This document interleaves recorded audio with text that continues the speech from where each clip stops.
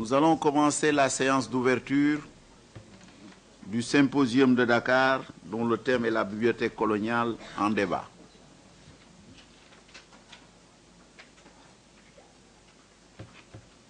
En application du programme qui m'a été fourni, nous allons d'abord donner la parole pour un mot de bienvenue au représentant du CODESRIA, le secrétaire exécutif, Dr Sall, à la suite de qui interviendra le représentant du Point Sud pour un autre mot de bienvenue. Après, c'est l'allocution du représentant du DFG. Et au nom de Monsieur le ministre de l'Enseignement supérieur et de la Recherche, je terminerai cette séance d'allocution pour après introduire, sous la présidence de M. Ibrahima Sall et de Mamadou Diouf, la présentation de l'introduction générale du séminaire. Après cette introduction générale, nous passerons à la leçon inaugurale, présidée par Mme Fatou Sow. Et toujours selon le programme, c'est à la suite de ces deux présentations que nous allons observer la pause café vers 10h45. Donc sans tarder, mesdames, messieurs, en vous demandant votre attention, je passe la parole pour le mot de bienvenue au représentant du CODESRIA. Monsieur Sall, vous avez la parole. Merci, monsieur le professeur. Monsieur le professeur Abdul Karim Doy, représentant du ministre de l'Enseignement supérieur. Monsieur Christopher Mulberg, représentant de l'EDFG, le professeur Moudimbe, et Dr Sissoko. Colleagues and friends, ladies and gentlemen, it's my honor and great pleasure to welcome you to this workshop, to this colloquium on African epistemes, and to welcome those of you coming from outside of Senegal to this country that prides itself, with the notion of being the country of hospitality, Le Pays de la Teranga. It's a beautiful country, and the occasion is a very beautiful one. So welcome to Senegal, welcome to Dakar, and welcome to CODESRIA and to Point Sud. It is exactly 40 years ago this week that CODESRIA was established in this very city of Senegal. So we're celebrating the 40th anniversary of CODESRIA this year. So before I continue, I'd just like to recognize a few people, some of the CODESRIA elders who are present in this room. To begin with, Professor Achille Mbembe has been the executive secretary of CODESRIA. He is here with us. He's in the scientific committee of the African Core Project. Professor Samir Amin will be joining us sometime today and will be staying on for the rest of the week. Samir Amin is precisely the person around whom CODESRIA was established when he was director of EDEP, which is also right here in Dakar. We have a former executive secretary of CODESRIA here, Professor Bokar Bari, who's sitting behind there. We have members of the scientific committee of CODESRIA and former members of the scientific committee of CODESRIA who are present in this room. I'd like to mention the names of Professor Ife Amajume, Professor Eliseo Eliseo Makamo, Professor Fatou Sow, and Professor Mantia Jawara.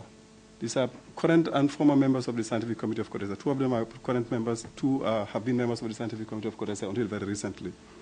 We also have senior officials of CODESRIA who are here. Mamadou Diouf has headed the research department of CODESRIA, and it's just, I think, important that I acknowledge their presence in this room and the presence of so many other distinguished professors here who are here with us. I think the African Core Project is basically the project of the African scholarly community. I mean, beyond the short history of the project, which began sometime in 2009, there is a longer history of knowledge production on this continent and a longer history of engagement with knowledge produced from outside of this continent and with the different ways in which Africa has been constructed in the different disciplines. When CODESRIA was established in 1973, the assumption that guided those who came together to found it was that we were just barely 10 years after the wave of independence movements that led to the decolonization of many countries in the late 50s, early 60s. And the the main items on the agenda then of this continent were development, nation building, and the eradication of poverty, ignorance, and disease, as the unholy trinity it was called then. And so what the scholars who came together started off was with the assumption that, look, the key to the transformation of our continent, the key to the construction of a really independent Africa is in knowledge production. And therefore, the best contribution that the scholars can make to the development of the continent is to do what they are best able to do, where they have a comparative advantage, and that is in doing research on everything that is of relevance to our continent and on the world around us. And that assumption is still the assumption upon which Codestria continues to function until today. The question that one asks, of course, is what kind of knowledge are we talking about? And I'm paraphrasing Professor Mudimbi here in one of his two seminal works. He's done many, many, many things, but The Invention of Africa, The Idea of Africa a few years later. In The Idea of Africa, he asks this question: what is the idea of Africa that one gets by going through the literature in the social sciences and humanities? And I think what we recognize is that the dominant epistemological order is not an egalitarian order. It's an order that favors the West for reasons that are very, very, one can understand, are very, very historical. But in a sense, the transformation of the current system, the current unequal global relations, cannot be separated from the transformation of that epistemological order in itself. And of course, when Professor Mudimba again, began talking about the colonial library, which was a very, very good way of capturing actually the kind of order we were living in, I think he was referring to this whole ways in which the social sciences and humanities are still carrying the imprint of their origins, basically, of their European origins. Eurocentric, the critique of Eurocentrism has been going on for some time. A lot of people have written on that, including Amin himself. But and that is not surprising, because the social sciences and the humanities are a product of the European, as you know them today, a product of the European Enlightenment. And they came to Africa, and the universities, as you know them today, came to Africa through our encounter with the West and through the engagement with the West. And the problem, though, is that it is not only outsiders and Westerners who are into that sort of kind of framework, but it is also us Africans who tend to think and work with instruments of knowledge production, frameworks and theories and paradigms that are actually, coined elsewhere and that are carrying a lot of baggage with them. And in the process, what has happened is the marginalization of a lot of other knowledge, other bodies of knowledge that existed before the arrival of the social sciences as you know them today, before the arrival of the universities as you know them today. The Islamic library has been referred to in the works of so many people, African libraries, indigenous knowledges, and so on. But also, all those knowledges were marginalized.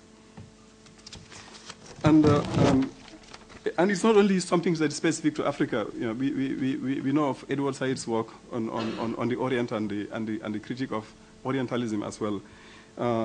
So I think the African Core Project is actually about the kind of social sciences that we see and we want to see, in place in Africa, the kind of knowledges that we want to see produced by Africans and non-Africa, the kind of higher education and research systems we want to see in place in our continent.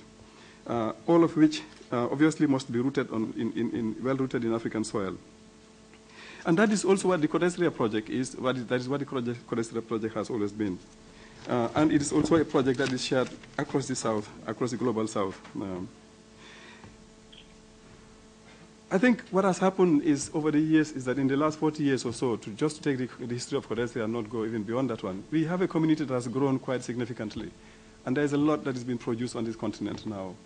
But taken together, the African contribution is still, marginal sort of in global terms. We are still even allowing for the undercounting that exists. There is a lot of undercounting, the sidelining of a lot of knowledges that are not taken into account in bibliometric studies across the world and all the things we know about. But even when it takes into account all that, we still are not producing as much as we could have and as much as we ought to have. And so the Codestria Project was also, among other things, to make sure that we increase the production of knowledge on Africa. And I'll just take one example today. We organized a conference 2 years ago on China-Africa relations. And one of the colleagues who participated just reviewed about 900 publications, more or less recent, on China-Africa relations. and only 7% of that literature was produced from within the continent, which is a very serious issue.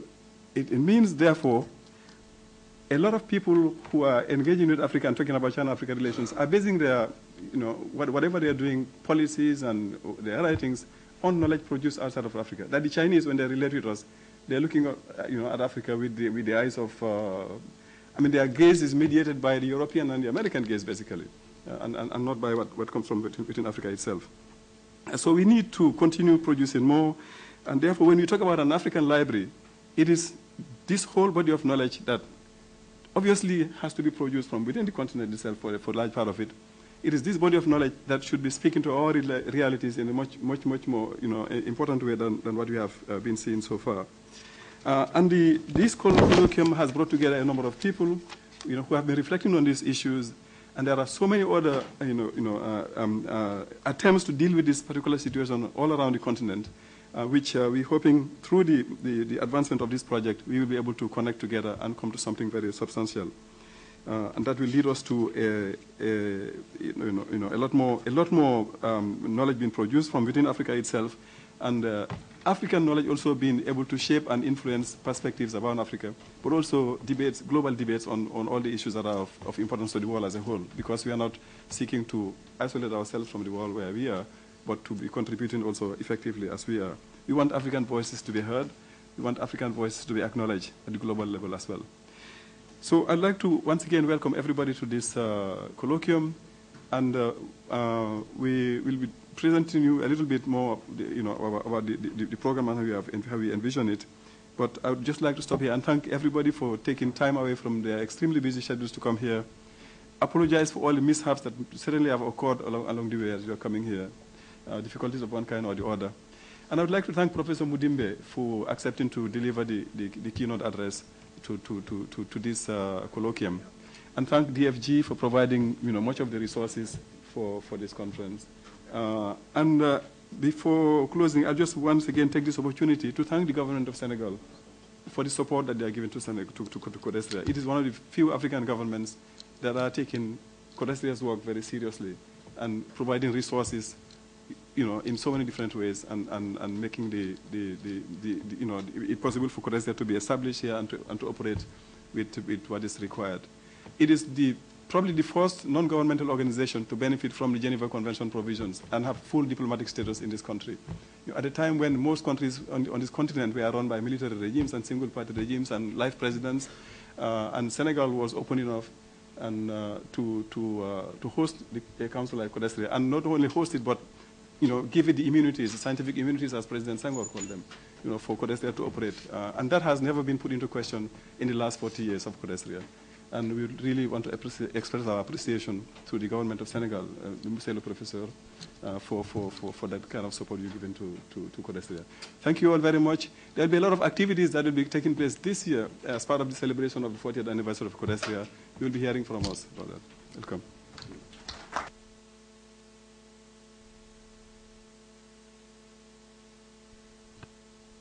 Exécutif, nous allons donner la parole pour son mot de bienvenue au représentant de Point Sud. M. Sissoko. Merci, Monsieur le Président.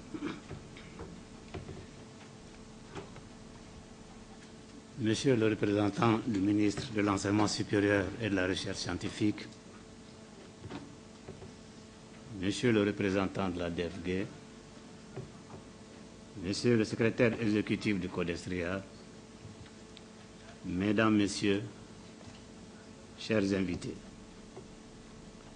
le symposium qui nous réunit ce matin est une activité du programme Point Sud, programme financé par la DFG en 2009. Ce programme vise le développement de la recherche scientifique en Afrique et le renforcement des capacités des jeunes chercheurs. Ce symposium constitue la 16e rencontre scientifique du dit programme. Suite à la crise qui secoue le Mali, notre institution, avec l'approbation de la DFG, a décidé de délocaliser ces ateliers et conférences de l'année 2013. 3 rencontres se sont déjà tenues, dont 2 à Ouagadougou et 1 à Dakar. Une 5e est attendue à Ouagadougou. Celle de ce matin a bénéficié de l'appui financier et matériel du Codestria, un partenaire de longue date. Ainsi, elle a la spécificité d'être co-organisée par nos 2 structures. Mesdames, Messieurs, la crise malienne nous a donné l'occasion de rendre beaucoup plus visible le caractère panafricain de notre centre, carrefour de dialogue et de rencontre de chercheurs africains et étrangers. Permettez-moi de remercier l'Université de Francfort qui abrite le programme Point Sud, la DFG pour la confiance placée en notre structure et le Codestria pour sa détermination à faire de ce symposium une réussite. La collaboration Point Sud Codestria est bien antérieure à ce symposium. En effet, depuis 2005, le Codestria coordonne le consortium pour le développement des partenaires CDP, dont un des membres fondateurs est le Point Sud. Chers participants et participantes, le choix de Dakar se justifie par le fait que nous y avons des partenaires sûrs. C'est l'occasion pour moi de remercier tous ceux qui, de près ou de loin, nous ont assistés pour que cette rencontre soit une réussite. Chers participants, chers invités, mon pays, le Mali, a besoin de vos bénédictions pour recouvrer son intégrité territoriale et sa laïcité qui ne sont pas négociables. Je souhaite un bon séjour à tous ceux et toutes celles qui ont effectué le déplacement de Dakar. Je vous remercie de votre aimable attention.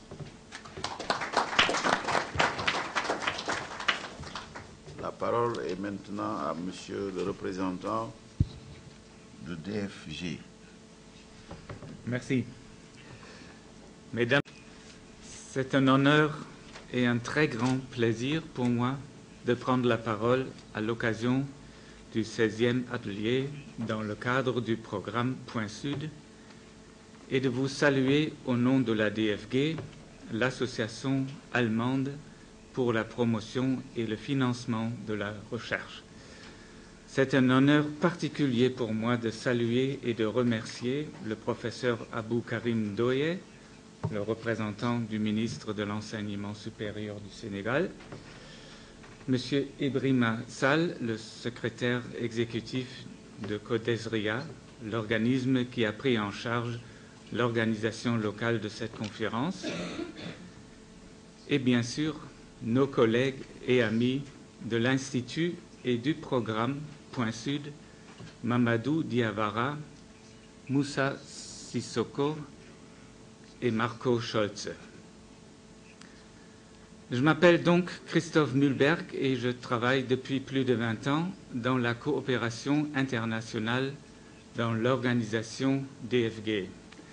La DFG est un organisme protéiforme de financement de recherche, donc un National Research Council, et je passe à l'anglais. The DFG is the biggest national research council in Europe, with responsibility for funding projects mainly in basic research in all areas which are represented in university, and with a budget of 2.7 billion euros in 2013.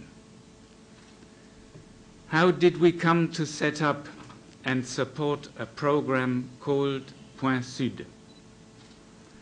I had the pleasure of taking part in the opening conference of the program in Bamako in 2009, and in the closing session I was given the chance to explain the motivation of DFG.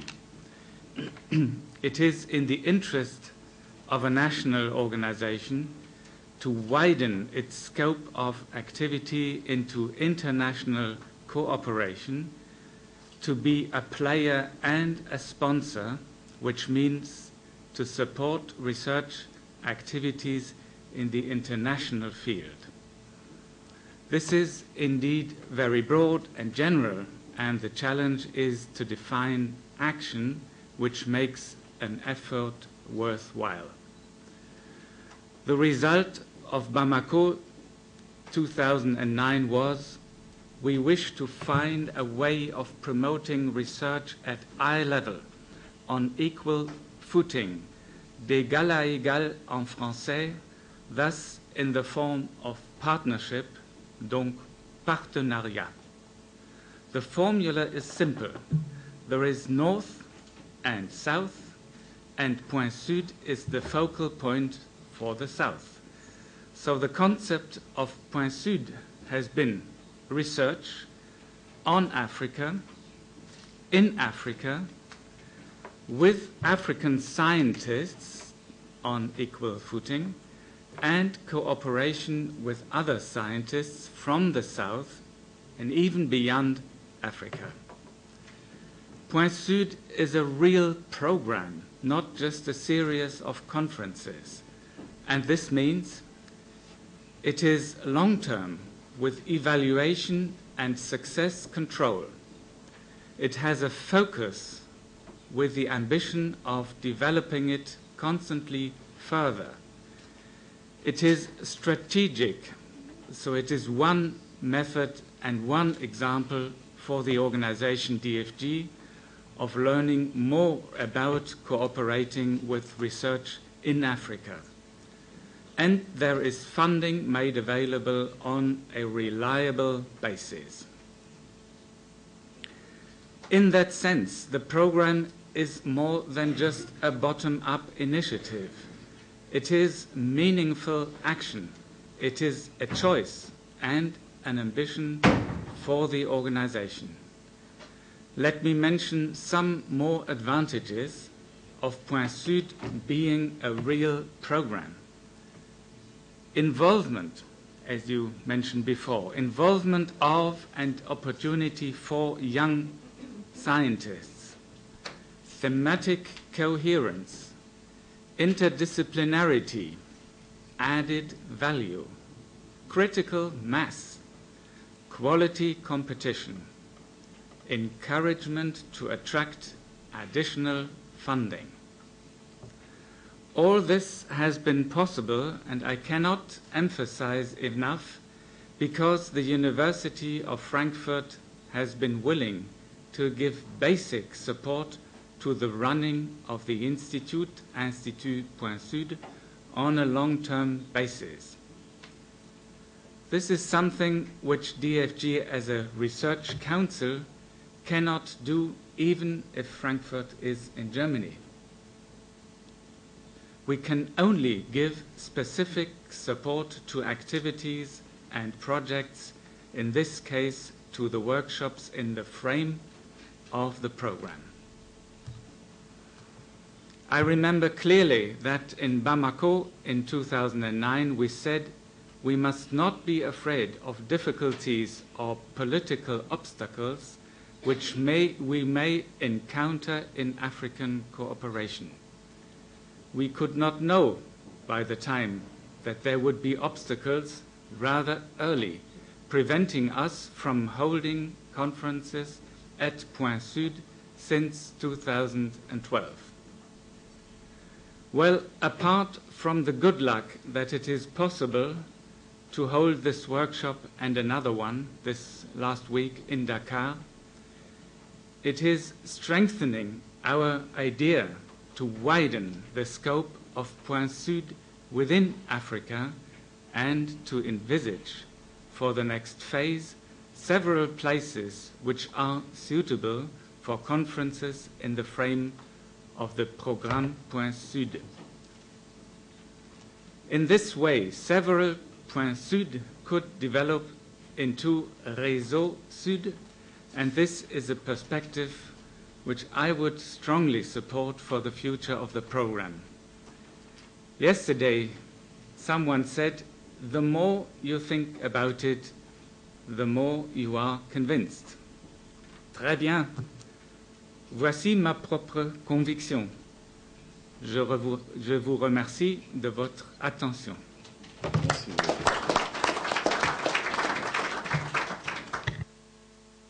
Monsieur le représentant du DFG,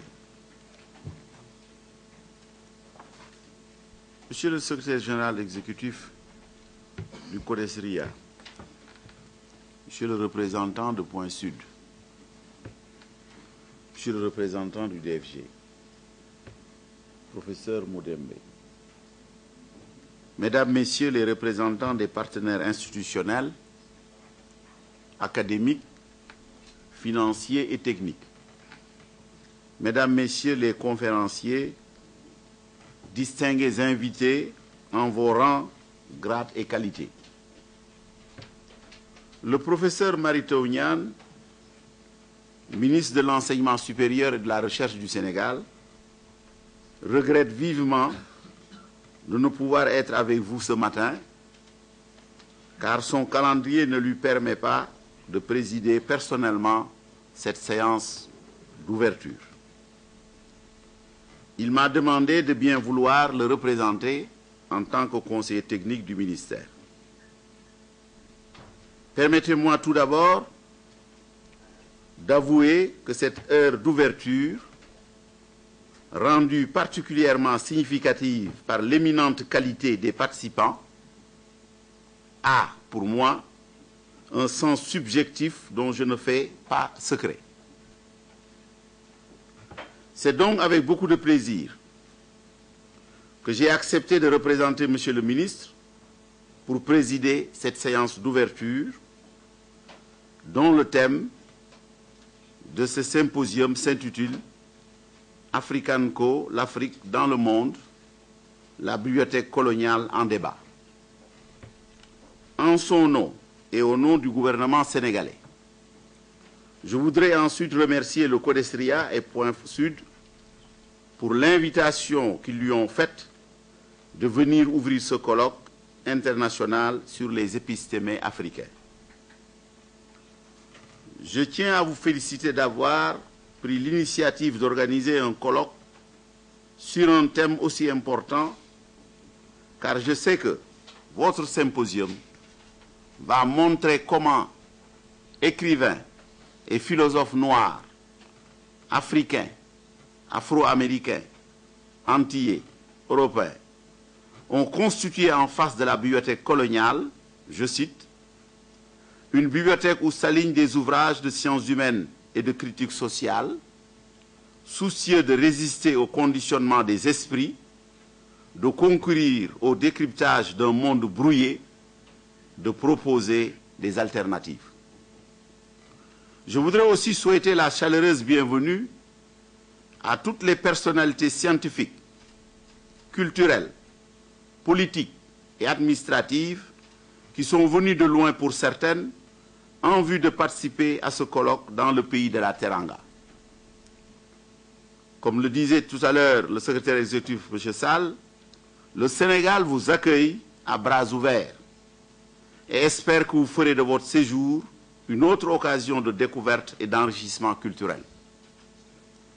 Mesdames, Messieurs, la production du savoir sur l'Afrique et sur les relations qu'elle entretient avec le reste du monde ne peut pas être laissée aux autres. Après avoir été le continent qui a vu naître et s'épanouir de grandes universités telles que l'université d'Al-Khwarizmi à Fès, au Maroc, université fondée en 859, je voudrais signaler en passant que cette université de Fès a été fondée par une femme, Fatima Al-Fakhri, l'université d'Al-Azhar au Caire, fondée en 988, et l'université de Sankoré à Tombouctou. Notre pensée pieuse va aujourd'hui à la ville de Tombouctou, que nous espérons devoir être libérée très rapidement aujourd'hui. Notre continent donc a, depuis la création des universités modernes, abandonné quelque peu ces bonnes vieilles traditions universitaires. Alors que les savoirs produits par de grands intellectuels africains, tels que Ibn Khaldoun et Ahmed Baba, entre autres, ont inspiré des générations entières d'universitaires à travers le monde. Les écrits de ces intellectuels restent peu connus dans nos pays, et il faut le regretter. Nous en sommes tous convaincus. Il est important que les universitaires africains renouent avec les grandes traditions intellectuelles que notre continent a connues par le passé.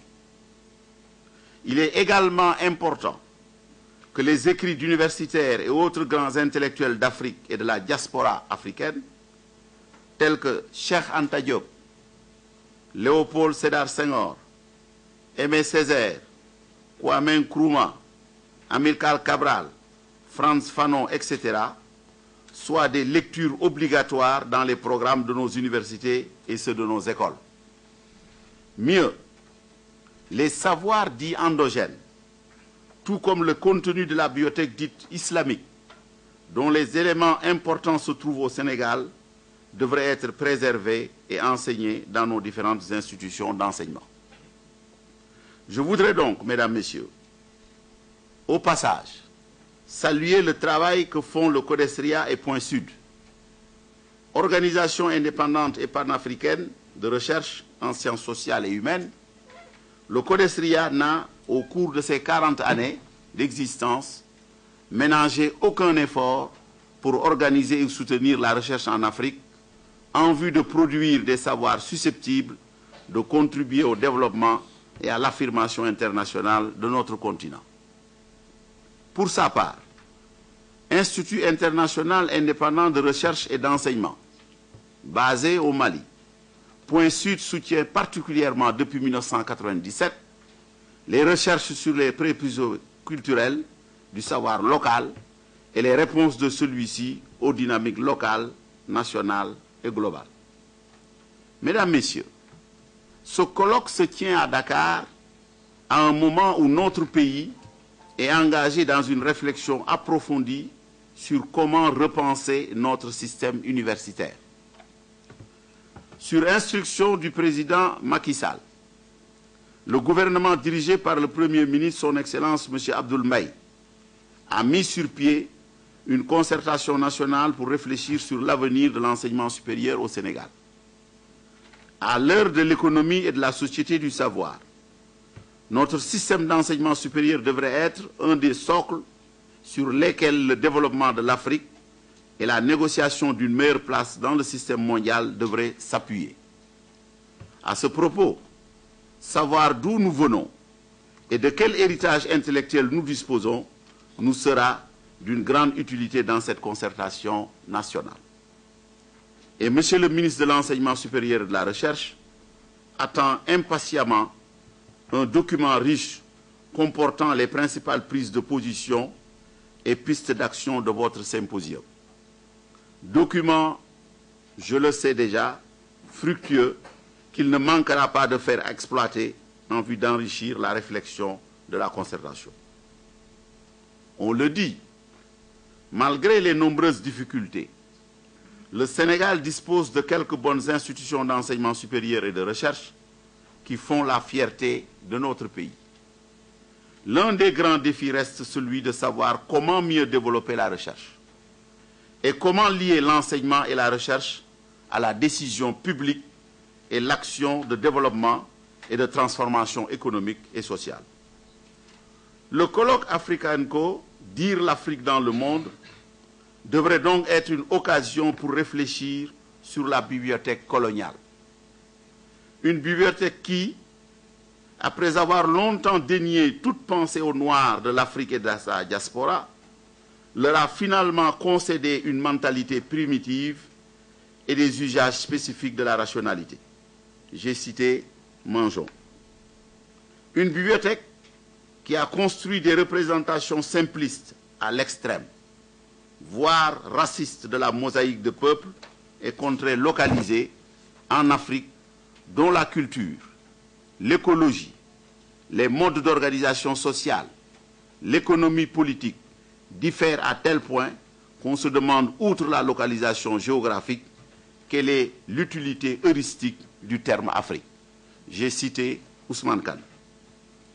Loin des postures figées et des replis identitaires, le colloque sera aussi l'occasion de poursuivre la réflexion sur la construction d'une véritable bibliothèque africaine, mais également d'examiner les mécanismes de reproduction par et dans le domaine des savoirs, des asymétries qui caractérisent les relations nord-sud, ainsi que la production de nouvelles asymétries, notamment dans nos relations avec les pays émergents. Le 26 juillet 2007, Nicolas Sarkozy pensait que l'homme africain n'est pas assez entré dans l'histoire. Sans doute serait-il surpris s'il était avec vous aujourd'hui ou pendant ces 4 jours de découvrir que non seulement il y a une histoire africaine, mais que ces penseurs ont beaucoup apporté à la philosophie occidentale en déconstruisant cette dernière. Déconstruire pour dépasser les héritages de l'histoire coloniale et pour tenter de construire une universalité concrète, post-raciale et post-coloniale. C'est à ce devenir que ce colloque entend contribuer en présentant aussi les grands courants et certaines figures majeures de la pensée noire contemporaine. Au nom du professeur Mary Teuw Niane, ministre de l'Enseignement supérieur et de la Recherche, je déclare ouverts les travaux du colloque African Co, l'Afrique dans le monde, la bibliothèque coloniale en débat. Je vous remercie pour votre aimable attention.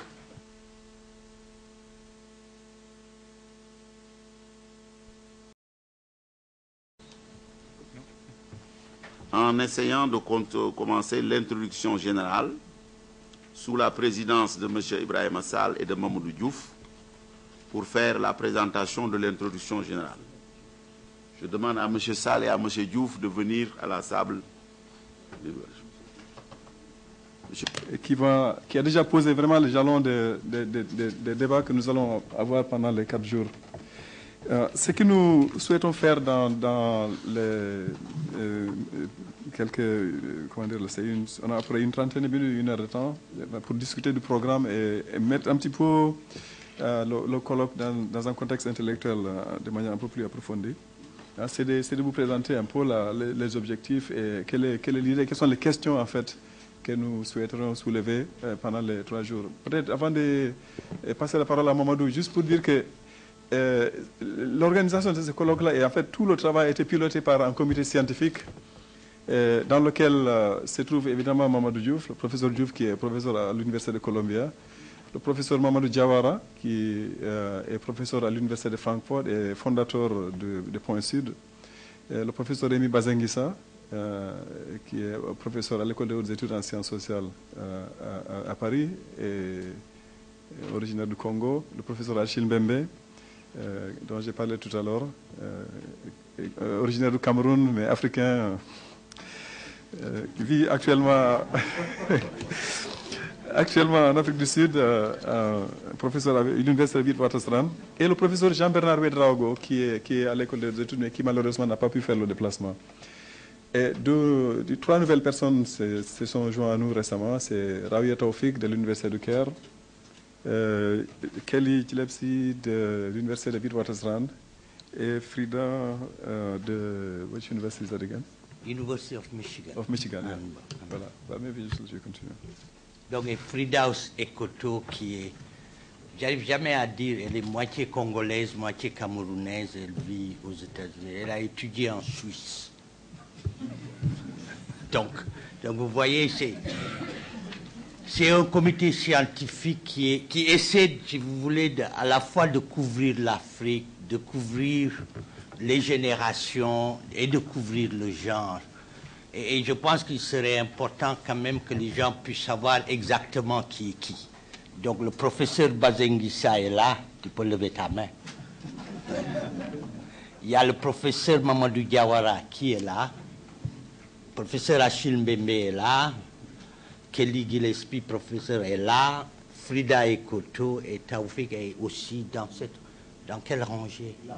Oui, elle est là. Donc c'est ce groupe, en fait, qui pendant plusieurs mois s'est évertué, plus même d'une année, s'est évertué à mener cette discussion et à travailler électroniquement pour à la fois produire un papier sur lequel ils étaient intellectuellement d'accord, mais aussi commencer à travailler pour identifier des thèmes, identifier des collègues, et grâce à Point Sud et au Codestria, parvenir à organiser cette réunion.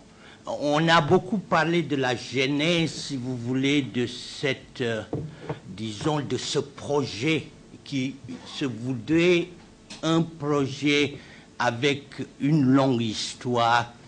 Mais il y a eu donc, si vous voulez, les initiatives de Point Sud et du Codestria, mais il y a eu aussi une initiative il y a plusieurs années de Rémi Bassenguissa qui l'avait organisée en France à l'intérieur du Centre d'études africaines, qui avait commencé à partir d'une réflexion sur les banlieues et qui s'était poursuivie. Et l'idée, c'était effectivement d'avoir une plateforme qui était une plateforme non seulement pour les gens qui travaillent sur l'Afrique, mais surtout pour des Africains où qu'ils se trouvent, qui puissent effectivement se poser des questions pour définir, si vous voulez, quelque chose qui serait la contribution de l'Afrique, des Africains, mais de l'Afrique comme objet de connaissance et des Africains comme producteurs de connaissances dans un débat qui est un débat plus général sur la globalisation. Donc c'est à partir de cela qu'on s'est décidé à faire ce travail, à trouver, grâce aux collègues Mamadou Diawara et Ibrahim Assal, à trouver les ressources pour que cela puisse se faire. Donc l'idée, c'est de recréer la plateforme aujourd'hui pour pouvoir effectivement poser les jalons. Et donc, pour cette séance, on a quatre collègues, je crois, trois collègues qui vont faire rapidement les présentations et du projet et de la structure disons, de ce projet. Donc, le premier, c'est le professeur Rémi Bassenguissa. C'est Rémi, donc je dis plus professeur. Non, mais merci. Effectivement, bon, déjà, la première chose, je veux rectifier quelque chose.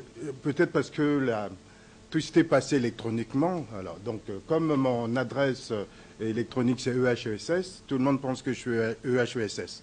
Mais j'espère qu'il n'y a pas mes collègues de Lille ici, parce que sinon, moi, je vais avoir des problèmes avec mon université. Mon université, donc l'université de Lille, hein, en France. Alors, donc, non, mais ce qu'on peut dire, c'est que, bon, c'était un rêve qu'on a tous eu. Mais alors, tous, quand je dis tous, c'est notre génération, là.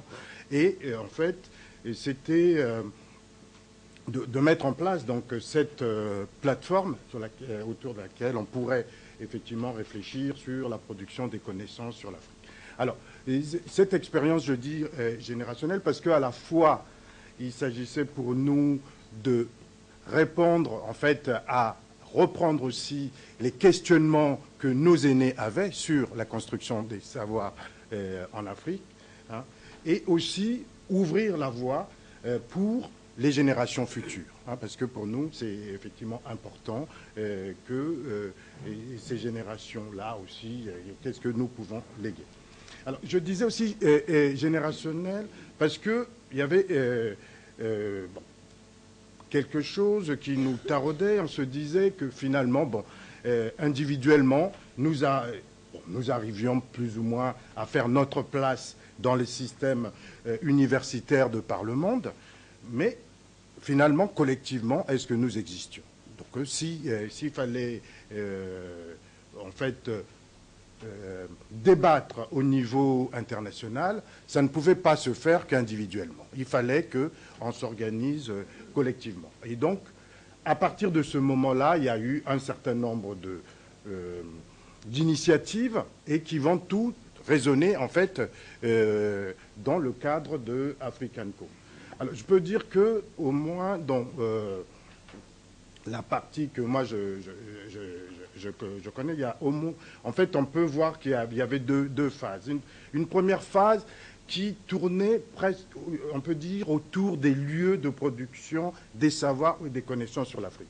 Cette phase, alors, c'était des discussions qu'on avait entre des gens qui étaient au CODESRIA, alors qui voulaient mettre en place au niveau de l'Afrique des lieux qui me disaient de certification de savoir sur l'Afrique, c'est-à-dire des lieux pour lutter contre le fait que les savoirs consacrés sur l'Afrique sont produits ailleurs qu'en Afrique.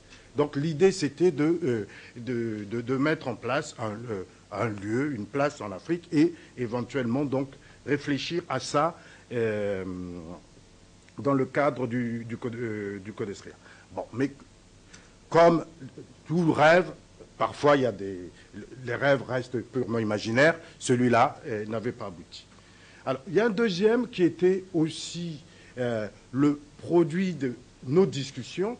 Et en fait, on s'apercevait que, bon, même si nous avions à peu près les mêmes trajectoires, c'est-à-dire que, bon, pour la plupart d'entre nous, nous sommes nés en Afrique, nous avons fait des études dans les anciens pays colonisateurs, mais finalement, nous avions des postes dans des continents différents, dans des pays différents, et on n'avait pas, disons, la même approche sur l'Afrique.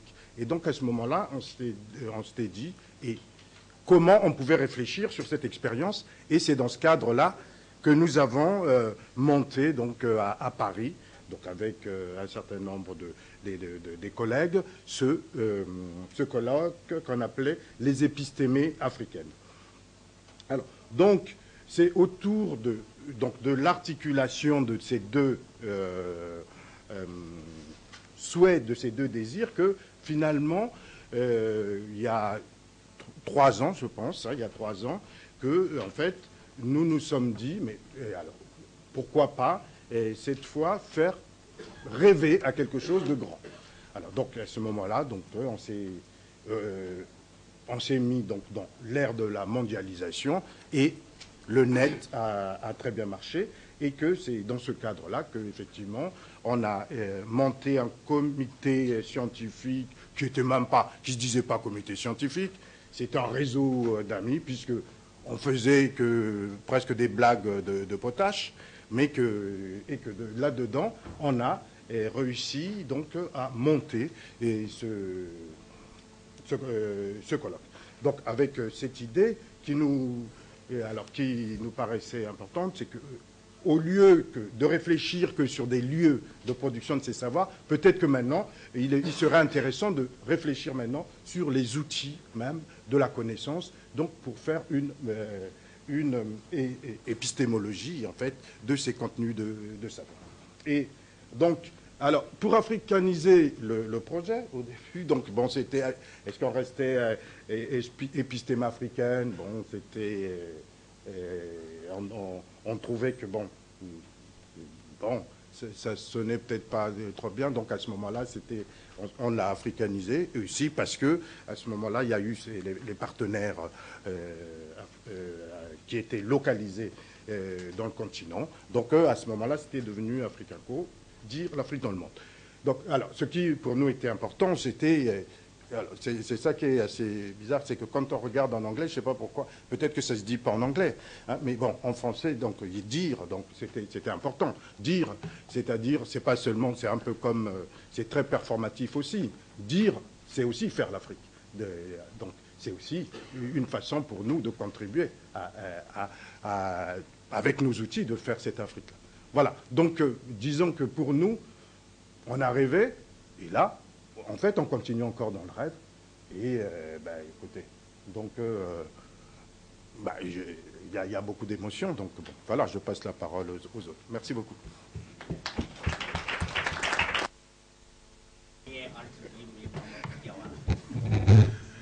Des guillemets mérités, on verra bien si le Mali a été faite par Rémi.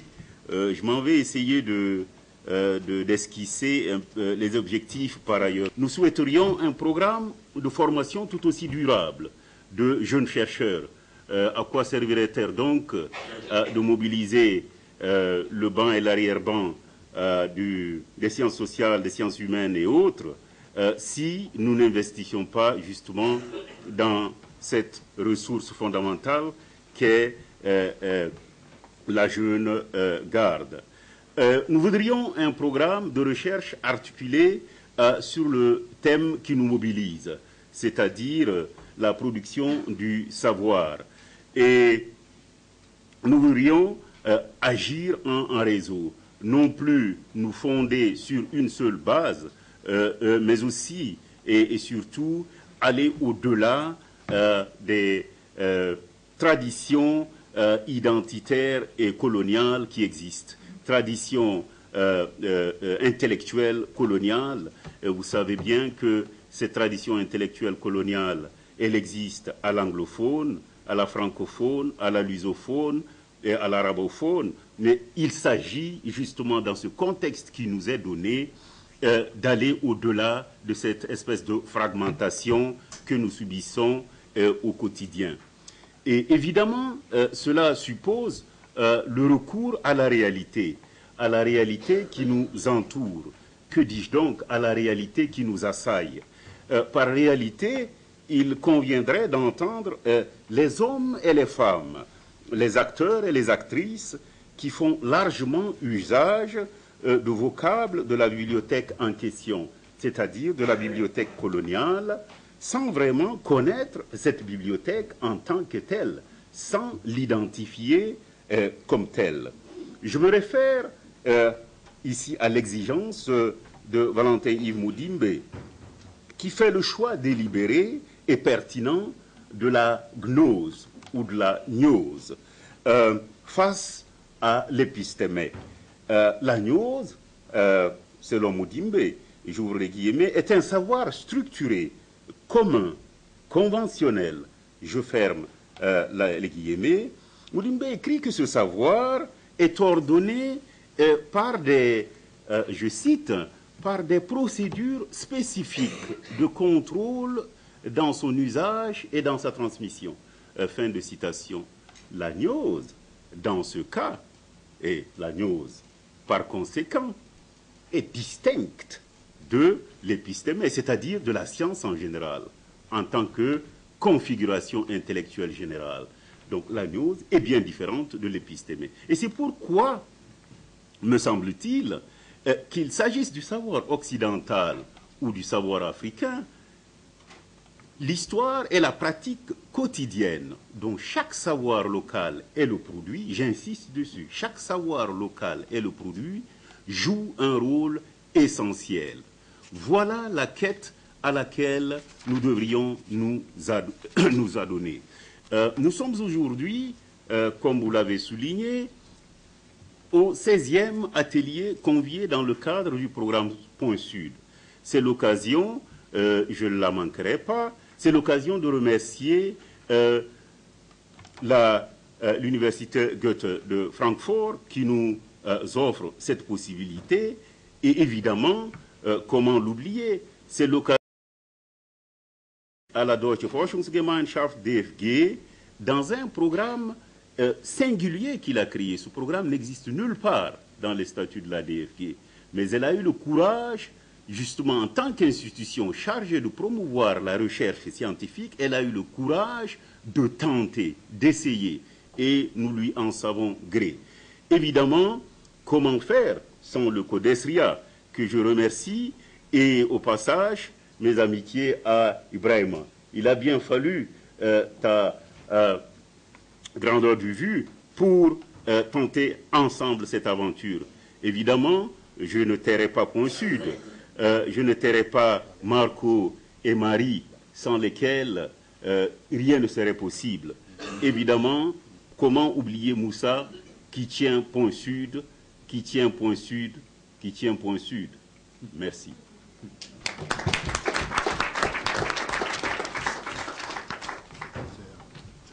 Donc je donne la parole à Achille. Lui, on ne sait pas d'où il est. Je suis très content d'être ici et je voudrais juste faire 3 remarques qui se situent en continuité avec ce que Brima nous a dit, Mamadou et son homonyme Moussa et Rémi.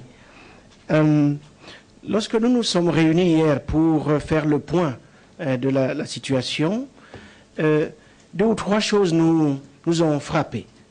La première, c'est que ce symposium se tient à un moment où la nécessité pour le continent de redevenir son centre propre, sa force propre, ceci pour son propre bien, mais aussi pour le bien de l'humanité tout entière, cette nécessité, cette exigence, il nous a frappé qu'elle n'a jamais été aussi urgente que maintenant.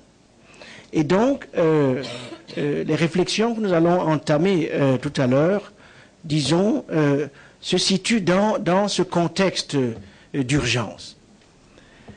Une deuxième chose nous a frappé, c'est qu'au fond, le continent est à la veille de transformations majeures. Transformation démographique dans le sens où très bientôt nous allons dépasser le seuil d'1 milliard de gens. Des civilisations urbaines complètement inédites, la transformation accélérée des sociétés, la formation de nouvelles diasporas partout ailleurs dans le monde, l'arrivée en Afrique même de nouvelles communautés d'immigrants, des déplacements absolument importants dans les domaines de la production du religieux, dans des conceptions de soi et du monde. Et donc, tout cela, je crois, nous autorise à, disons, nous impose de changer d'hypothèse historique sur le continent, qu'il nous faut désormais lire à partir de l'idée selon laquelle l'Afrique est l'épicentre de transformation dont les significations sont planétaires. Je crois que c'est quelque chose qui était en sous-bassement des discussions que l'on a eues, qu'elles aient été explicites ou non, mais que ce colloque, ce symposium se tient en tout cas à ce moment-là. Donc, ces significations ont toujours été planétaires. C'est vrai que peut-être ces significations, cette dimension a été parfois niée, en tout cas sous-estimée. Mais l'autre chose, c'est que cette planétarisation du continent est, je dirais, l'événement majeur du siècle qui vient. Au même titre que la montée de la Chine, du Brésil, de l'Inde. Et c'est ce qui fait que on est au seuil d'une nouvelle possibilité historique. Mais cette possibilité ne peut être révélée que si, effectivement, nous changeons pas seulement le regard que nous portons sur l'Afrique, mais les structures épistémiques même, qui autorisent de dire l'Afrique d'une certaine manière et pas d'une autre. Et je crois que c'est un peu ça, le défi auquel ce symposium a à faire face. Et donc ce que nous vous proposions, c'est un itinéraire au cours des 3-4 jours qui viennent, un itinéraire centré bien entendu autour de la leçon inaugurale du professeur Moudimé, auquel on doit d'ailleurs le concept de bibliothèque coloniale, point d'entrée de débats qui sont, comme le relevait Rémi Mamadou et Brima et l'autre Mamadou, d'ordre général. Nous aurons ensuite 15 sessions qui sont toutes précédées par une série de questions. Et j'ai compté le nombre de questions, il y en a 59. Et donc, on espère qu'au bout de cet itinéraire, nous aurons répondu aux 59 questions. Et je crois qu'Ibrahima ne nous laissera pas partir de Dakar tant que nous n'avons pas répondu exhaustivement aux 59 questions. Donc, bon voyage.